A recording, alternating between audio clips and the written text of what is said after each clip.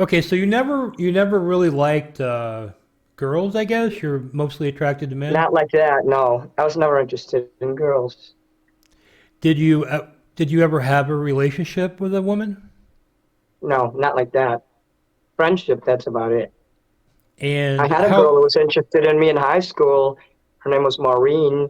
I won't say her last name. And I don't know if she's transgender today, but I know at the time she was lesbian and she was way into me since high school all through college, and we'd hang out. I was the first person she told that she outed herself to, and my family saw the way she would dress in her leather jacket and with the handcuffs and shit on it, and all. It looked like BDSM.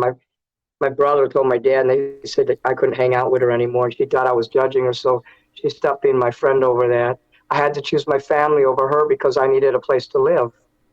So Maureen is out there. I want her to know that I didn't have anything against her. I'm sorry that I had to choose survival. I had to choose having a comfortable place to sleep at night and a roof over my head. I was in my 20s then, and I didn't know anything about living on my own. I tried a few times. I ran away from home when I was 26 and then again when I was 30. I ended up having to come back again. I tried to live on my own and I failed. I didn't know how to get an apartment. I didn't know how to do anything. I've never gone to clubs. I've never gone to concerts. I went to my first concert in 2011. It was a Kiss concert, to let you know how controlled I was by my family.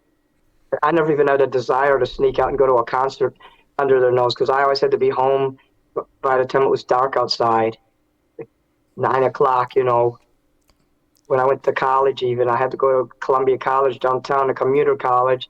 They ruined my college experience too. They would make me. They'd say, "Well, what time is your class? What time's your class over?" And they would calculate how long it would take to get home on the bus or train, given traffic and all. And I had to be home at a certain time, otherwise I got in trouble. Getting in trouble in my house meant a lot of bad things. I don't know. I don't know. you're living with this lady in Florida, how long were you in Florida for? Off and on for like 10 years. And you're coming back to Chicago, and I guess you're staying with your Every brother. 2 years, it seems like I'd come back to Chicago, and then every 2 years I'd go back to Florida, thinking it would be better the second or third or fourth time, and it wasn't. But every time you come back, And, you're still living with your brother at that time. yeah. And But then you're after that, already I, you're I already at had my that own apartment. point alienated with him, right? Yeah, I was But he'd alienated from let day you. one. I've never been in good terms with my family, even when I lived at home, not even as a kid. But I mean, he would let you stay there, so he must have cared about you on I had to some pay level. rent, but I had to pay him rent, my Oh, okay. brother. My friend didn't make me pay rent in Florida, but I had to pay my brother 500 a month to stay. One time he got mad and So came downstairs and turned off my heat, my utilities. Then he started getting violent towards me. He took the telephone cord and he threw the phone at me. And what an asshole. did They'd search my apartment every time I leave. Alice would go downstairs, his wife Alice would go downstairs and bring the kids down there and they'd eat chicken bones and leave chicken bones and garbage and food all over the floor. She'd let her kids wipe their hands all over my bedspread, all over my stuff, and break all my stuff. I mean, these people are the most selfish fucking lowlifes God ever made. It says a lot about their fucking God and their stupid religion, what they believe in. If they would treat someone like that. I'm actually having a job and going to work at the planetarium and then having to come home wondering if all my stuff will be in the garbage can or thrown about the house with chicken bones everywhere. She'd take the key and go down there and search. As if she saw something new down there, she'd say, "Oh, you were talking to Dad, weren't you?" Like she has a right to tell me to talk to my own father. was the I had no chicken freedom.